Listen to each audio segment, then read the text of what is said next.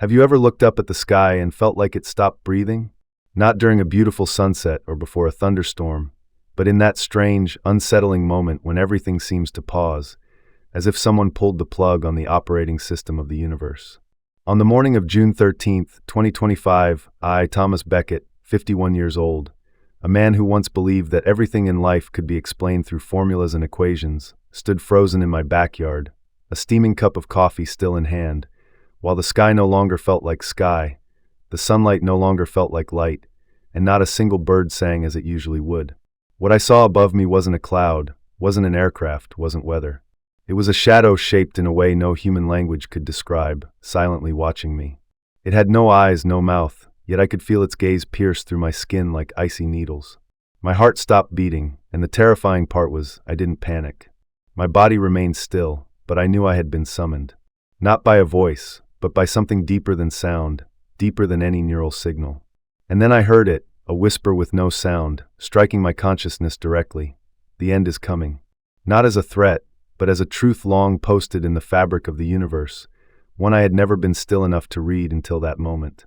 You might think I was hallucinating, dreaming, or under the influence of too many science fiction movies, but I've spent my entire life denying superstition and chasing logic. I was a systems engineer who worked for NASA. I helped design satellite navigation algorithms. I once believed in the absolute precision of time itself, until the day time refused to exist before me. The question is, why would someone like me, grounded in reason, trained in science, allergic to mysticism, be chosen to witness this? And what exactly happened the moment my heart stopped beating? But that was only the beginning. What awaited me beyond this reality was stranger than any equation I had ever studied. And the question that haunts me to this day is not what did I see, but why was I allowed to return? My name is Thomas Beckett. I'm 51 years old. I spent more than 2 decades of my life in the sterile white rooms of NASA, where every question demanded an answer in the form of numbers, logic systems, or replicable models. I never believed in destiny, much less in what people call signs from the heavens. I believed in technology, in order, in orbital cycles that, if off by even a microsecond, could knock a satellite off its path. My world was one of precision, of absolute measurements. My mind was programmed like a machine trained to reject anything irrational. I live in a vintage home on the outskirts of Colorado with my son, after losing my wife to cancer 3 years ago. I used to think I was strong, in control of my emotions, until I stood silently in that sterile hospital room, watching the only woman I had ever loved slowly slip away. Even then, I refused religious comfort. I had no patience for vague phrases like, everything happens for a reason, or God has a plan for us all. To me, there was no plan, only margins of error and probability. And I did everything within my power to keep those errors from creeping into my personal life. That morning was just like any other. I woke up at exactly 5:30, brewed my black coffee with no sugar and no cream, checked my heart rate on a digital monitor, and stepped onto the porch to observe the outdoor temperature. I believed I was still in control, just like every other day. There were no warning signs. No chest pain, no dizziness, no strange dreams. Everything was normal, until that normal was shattered in a silence so unnatural it sent chills down my spine. In that moment, as I looked up and no longer saw the sky as I once knew it, I realized something more terrifying than death itself, meaninglessness. Everything I had trusted, every piece of evidence I had ever clung to reject the idea of the divine, failed to explain the presence of that silent, watching shadow. I am the last person you would expect to tell a near-death story, and perhaps that's exactly why I have to tell it. I'm not sharing this for you to believe. I'm sharing it because I have no other choice.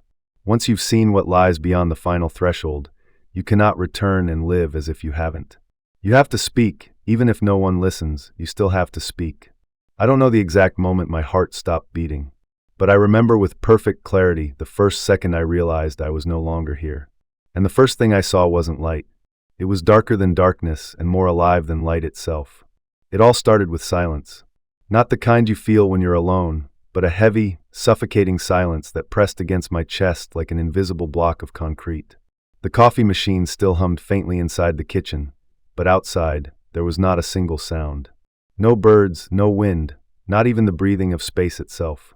I stood on the porch, warm coffee in hand, and realized something my mind couldn't compute in time. The world had just stepped out of operational mode.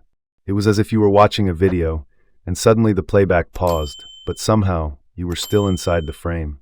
I looked at the row of trees in the yard. They weren't stiff, but they weren't moving either. There was no wind, yet the leaves curved slightly in one direction, as if an invisible hand had just brushed past and then stopped midway. That feeling, nothing can imitate it. It was a world waiting for someone to permit it to continue. There was no thunder, no dark swirling clouds like you see in disaster movies. The sky was simply wrong. It wasn't blue or gray or white. It looked like a massive body of water covered in a sheet of pale glass with no depth. No light. No shadow. It wasn't the sky anymore. I stepped down into the yard. I wasn't afraid yet. It was more like a discomfort, the kind you get when you notice a variable is off but can't locate the error in the equation. I'm an engineer. I'm used to tracking anomalies. But this wasn't an error. This was a rupture in the fabric of reality itself. When I looked up, I noticed the clouds had stopped moving. They had been sliced along a clean horizontal line, as if someone had taken a knife and made an incision through liquid, then halted halfway. And right in the center of that cut, a shape began to emerge. Not quickly, not forcefully, but with a presence that locked every muscle in my body in place. It didn't fly. It didn't spin. It didn't glow. It simply existed. It had no distinct outline I could describe. It had no color, and yet I could see it. It had no eyes, and yet I knew it was watching. No sound came from it, yet I heard something like the heartbeat of the planet, beating off rhythm. And I felt that it felt something ancient beyond history, heavier than gravity, and deeper than any layer of atmosphere I had ever modeled. I felt a tingling begin in my fingertips. Not from cold, but like when you accidentally touch something charged with static, as if a current was moving upstream through my body. I raised my hand, not to shield myself, but to reach out, and as my trembling fingers extended toward that shape, my chest tightened. It wasn't pain, it was a strange familiarity. Like seeing someone in a crowd, and your brain recognizes them before your mind catches up. But this time, it wasn't a person. It was a presence, a form of intelligence, a will. It didn't speak, but it transmitted. A message without words, without images. It went straight into the center of my awareness and planted itself there with 3 unmistakable words. The end is near. No threat, no warning, just a statement, as certain as the sun rising tomorrow. And what made my skin crawl was the fact that I believed it instantly. Without proof, without persuasion. I knew it was true. I knew we were standing at the threshold of something far greater than we understood. Right after that, my vision blurred. Not from light, but because the world around me began to vibrate, like a pane of glass being tapped gently from behind. The lines of everything began to smear. I no longer saw the sky. I no longer saw the grass beneath my feet. I could no longer hear my thoughts. The last thing I remember was the sensation of falling upward. Not down, up, as if gravity had released me. I slipped from my body as weightlessly as silk. There was no shattering sound, no tunnel of light. Only a deep exhale from somewhere far beyond anything I had ever been taught to believe in. And then I fell into something that wasn't darkness and wasn't light. A place with no direction, no time, yet overflowing with feeling. It was there that I saw with perfect clarity. I was no longer me. And it was in that place I heard a call. Not my name, but something deeper. Something I had buried long ago. When I left my body, there was no sound. No snap, no crack, no shattering. I didn't fly, didn't dissolve, didn't vanish. I was simply no longer inside that physical form. And strangely, there was no fear. No shock, no panic like the movies would have you believe. Only a release. So gentle it felt absurd. Like slipping off a tight shirt you'd mistaken for your skin. I looked down and saw my body slowly collapsing onto the dew-covered grass. My left hand still loosely held the coffee cup, my right hand half raised, frozen in the moment before it could touch the unknown. My head tilted slightly, eyes open, as if witnessing the final sky of a world whose time had run out. I looked at myself but didn't recognize it right away. My first thought was that the man looks exhausted. Then a second later, it hit me, that's me. What stunned me wasn't the body itself, but the absence of emotion. I didn't feel sorrow or pain or any sense of loss. There was no grief in the separation, only a quiet detachment, as if the mechanical shell had simply been peeled away from the essence. And then I realized I wasn't floating. I wasn't hovering or drifting. I belonged to something else now. I was wrapped in a kind of soft, invisible space that I could feel but not see. It had no color, yet I perceived it. No shape, yet I sensed its embrace. No rhythm, yet I knew it was pulsing, as if I had stepped into the heartbeat of some vast and living being. There was no sky around me, no ground beneath. No way to define up or down. No left, no right, no near, no far. Everything was one fluid field of warm, living energy. In that space, I had no eyes, yet I could see. No ears, yet I could hear. Nobody, yet I was fully aware of my existence. And what surprised me most was this: I understood. Everything. Not through words. Not through explanation. The knowing didn't arrive from outside. It awakened from within. I understood why people fear death. I understood why so many doubt God. I understood how evil manages to survive, and why good often dies quietly before its time. I knew without having to prove anything. This kind of knowing wasn't logical. It was immersion. Like you don't know water by reading the formula H2O, but by plunging into the sea. In that place, emotions didn't need names. I didn't feel joy or sorrow in any familiar sense. What I felt was a high-frequency vibration, like unconditional love blended with a kind of pure understanding that carried no judgment. It was a spiritual light, penetrating yet gentle. And within that field of energy, I began to see forms. Not clearly defined. Human-like, but not entirely human. They didn't speak, yet I heard them perfectly. They didn't look at me, yet I knew they were in direct contact with my soul. They weren't there to guide me. They were simply present, as if they had always been there waiting. There was no reproach, no urgency. Only a quiet presence filled with love. I didn't know who they were, but it felt like being reunited with loved ones whose names I had never known. Then a path appeared before me. Not a path in the literal sense. Not light either. It was a stream of gently vibrating energy. It wasn't straight, it wasn't curved, it wasn't winding. It was flexible like thought. I didn't walk on it with my feet. I moved with intention. Each time I made a decision, the path extended. With every emotion I released, the path shifted its color, its rhythm as if it were woven from the fabric of my inner world. I passed through spaces that felt like memories, but they weren't mine alone.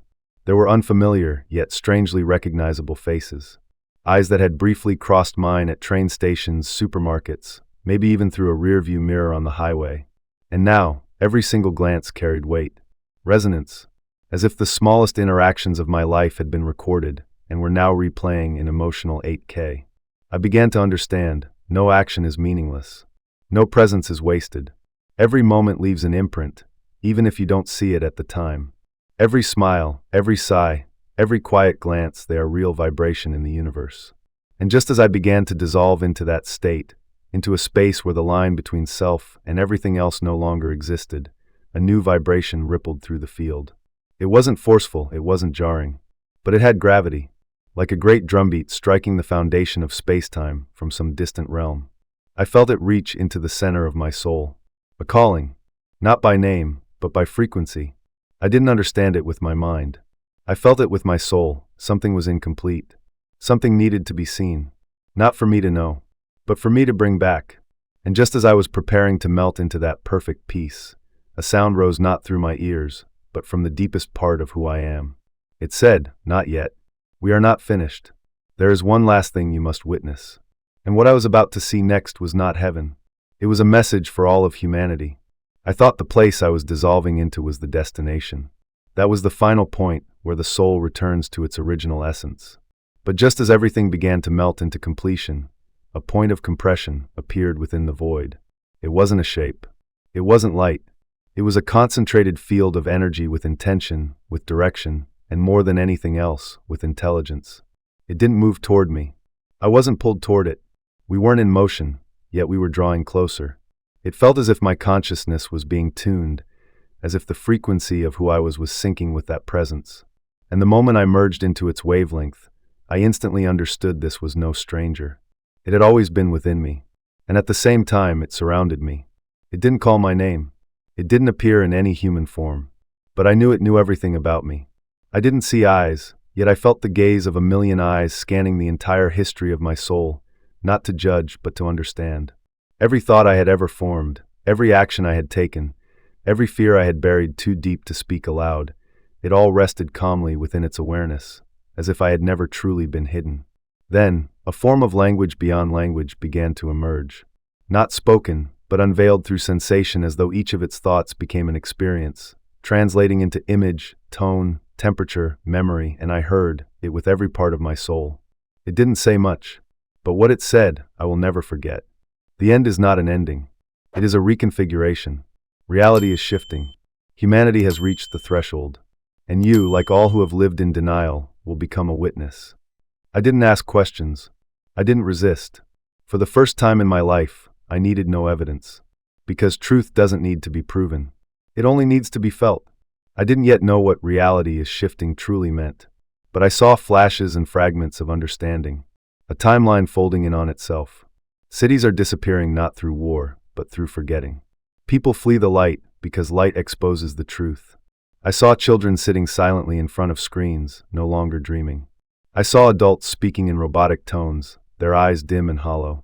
I saw the earth more beautiful than ever before, but no one had the soul left to hear the sound of trees growing. And I understood. Humanity is not threatened by physical destruction, but by spiritual erosion. We are not undone by fire or ice, but by forgetting who we are. Then once more, the message came through, this time stronger, fuller, undeniable.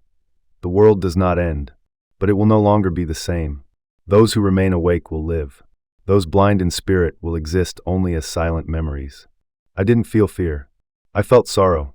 A sorrow without name, without reason, but deep as some ancient ocean. Because I realized we weren't forced to forget our souls. We chose to leave them, piece by piece, moment by moment, generation after generation. But then, a soft light appeared. Not blinding, not radiant, just warm, like a mother's embrace from some distant childhood. I saw souls beginning to awaken. They were small, but the light within them carried momentum. One person meditating in the center of a broken city. A child closes her eyes, whispering a prayer no one ever taught her. A man lowering his weapon, looking up at the sun with tears in his eyes. And I understood there is still hope. There is still a chance. And I, Thomas Beckett, a man who once believed that only logic could define truth, had been shown this so I could bring it back. Not to convince, not to preach, but to bear witness for a world that is forgetting where the real light lives. And as the final message was etched into my soul, not in words, but as a total knowing, I knew I could not stay. I had no choice. I had to return. But before I was sent back, they showed me one last thing. A memory that wasn't mine. And within that memory was a truth that, if spoken, would change the way you see everything you ever thought was real.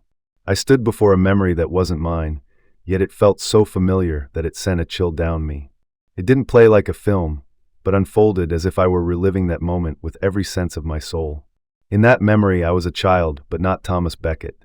The body was smaller, the hair a different color, and the language in my mind was not English. I stood in the middle of an ancient square, clutching a hardened piece of bread, staring up at a towering stone statue. In that gaze was a nameless sorrow, a question that had never been answered. How did we forget how to look at one another with compassion? I wasn't an observer of that memory. I was inside it. I could feel the cold ground under my bare feet, the dust clinging to my skin, the faint scent of burning wood drifting through the air. I heard the voices of adults murmuring nearby, whispers of war, of loss, of faith that had died. I knew exactly what I was witnessing, an old era, a collective memory. A chapter of human history I had never studied, yet it came alive within me as if it were happening now. And I realized it wasn't just a memory. It was a reminder. That was once we had the chance. Once we knew kindness, but we were the ones who turned away. After that, I was taken through a sequence of states, like layers of the soul stacked upon one another. In each layer, I saw a different version of humanity. In one, they lived in light, in love, in connection. In another, they fled from the light, built walls, created divisions, and made rules to hide their fear.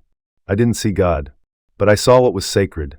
A mother giving up her meal for her child, a stranger pulling over in a storm to help someone they didn't know, a young boy lighting a candle in a darkened home after the hurricane passed. Small things like grains of sand, and yet they were the pillars holding the soul of the world together. I began to cry not with tears, but with a feeling too immense for the body to contain.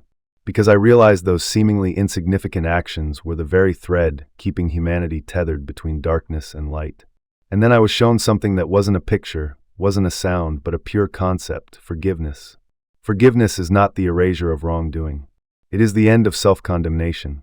It doesn't change the past, but it opens a door to the future. Forgiveness is the first thing you do when you remember that you came here to love, not to win. I understood why I had been allowed to see all of this. Not because I was special, but because I had denied it all. I was the skeptic, the stubborn one, the man who believed only what could be seen or measured was real. And now, I was the living proof that there is a deeper truth, quieter, stronger, and more enduring that holds everything together. It doesn't need applause. It doesn't need to be celebrated. It only needs to be remembered. That we did not come here to build the ego, but to dismantle it. That we are not here to fear death, but to learn how to live rightly. And that was the greatest lesson I received, that death does not exist as we think it does. It's not an ending. It's a threshold, a corridor to the other side, where you're shown not a mirror for your face, but a reflection of how far your soul has drifted from its true nature. I realized that if there is any miracle in this life, it is the moment you turn back, not out of punishment, but because you remember that the path you left behind was home. And just as that lesson settled deep into my soul, I felt a gentle pull. Not harsh, not demanding, but like a soft invitation to return. A call from the physical world, where time still flows, and my heart still had a chance to beat. I didn't want to leave, but I knew I had to go back. Not to live for myself, but to remind others that there are things which cannot be proven but still exist. That there are truths that don't need to be shouted, only lived. And if someone asked me what the most precious thing I brought back was, I wouldn't say the message. I wouldn't say the visions. I would say this: I brought back a memory of a truth that once lived in us, but was buried by life's noise. That memory now burns like a small flame inside me. And I hope it touches someone, even one person. That would be enough. And as that flame of memory still flickered in my soul, I saw a dim light begin to fade. Then came the second call, this time not gentle. A jolt pulled me back, and in the very next instant, I understood. I was being returned to reality. But not as I was. I was no longer the man who fell in the grass. I was the man who came back for a very specific reason. The pullback wasn't like any movement I had ever known.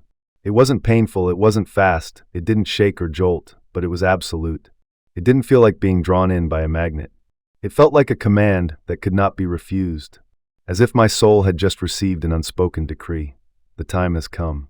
And the moment that awareness struck, everything began to contract. Not the other realm receding, but me being folded back into a limited form, like an ocean compressed into a single drop of dew. I didn't see a white light. I didn't hear weeping or bells ringing. I saw the ground. Very close. The grass was still wet with dew. An ant was crawling across the edge of a leaf. And the scent of coffee, now spilled from my hand, mixed with the scent of early morning soil. All of my senses returned at once. But the familiarity didn't bring peace. Instead, it made me ache. This physical world suddenly felt heavy, as if every molecule of air was weighed down with slowness, with roughness, with forgetfulness. I opened my eyes not to see, but to confirm that I had been sent back. My heart began to beat again, not fast, not hard, but slowly, as if even it needed a moment to remember how to function. I heard the distant sound of a car. A bird began to sing again. The wind gently brushed past my ear. Everything appeared exactly as it was. But I was not. I tried to sit up. My head was still spinning slightly. But my soul had never been clearer. I was no longer the man who had collapsed in the grass. I was the man who had died for a few minutes and returned with new eyes. I saw things I had once ignored. Sunlight was no longer just light, it was life. Sound wasn't merely vibration, it was memory. Every detail of reality became a message, a quiet call that, had I not died, I might never have heard. I walked back into the house. The clock on the wall still ticked. The coffee machine was still running. There was no sign that the world had changed. But I knew something had shifted forever. Not out there. Inside me. I knew I couldn't tell this story, as if it were just a strange occurrence. I couldn't pretend nothing had happened. I had been given a second chance. Not for fame. Not to make noise. But to be a witness to something that lives beyond words, beyond doctrines, beyond religion. And I knew with certainty I didn't return by accident. I came back because someone out there needs to hear this. Someone, just like I once was skeptical, cold, logical, is standing on the edge of an inner collapse without realizing they're only one surrender away from the light. I came back to life, but not to resume the life I had. I was entrusted with a message. Not from any one being, but from the very essence of life itself. And in the final part, I will tell you the one thing that haunts me most. It wasn't what I saw when I died. It was what I saw when I realized how many people are still alive, but have been living as if they died long ago. Do you remember how I began this story with a question? I asked if you had ever looked up at the sky and felt like it had stopped breathing. Now I understand, the sky never stopped. It was us. We stopped listening to its breath. We don't die from a lack of oxygen. We die from forgetting how to connect. With ourselves. With life. With one another. I wasn't given a prophecy. No one showed me a doomsday date, a formula for salvation, or a religion to follow. What I received was a single message, clear, powerful, and unmistakable. The end is coming. Not as destruction, but as purification. Not as punishment, but as a final chance to awaken. Those who still carry fire in their hearts will become the light. Those who have strayed can still return. But time does not wait. I don't tell this story to frighten you, or to enchant you with mystery. I tell it because I no longer have the right to stay silent. Because I was shown something that, if you had seen it, you would never live the same way again. I tell it because I believe, somewhere inside you, there was once a moment when you looked up at the sky and felt like something was out of alignment. And you ignored it, just like I did. Now I live more simply. I listen more. I breathe slower. I no longer chase the light at the end of the tunnel. I carry it with me in every step. Because I've come to understand that the truth isn't somewhere far away. It's in the way you reach out to the person beside you. In the way you remain silent without judgment. In the look you give a child. That shadow in the sky didn't come to destroy. It came to awaken. Not the world, but each soul, including yours. So the question now is, are you ready? Not to believe me, but to remember what you have always known deep down. That the world doesn't end with a bang. It ends the moment you stop feeling the quiet beauty of the morning light. But the good news is, you're still here. And you can begin again. Right now. In this very moment.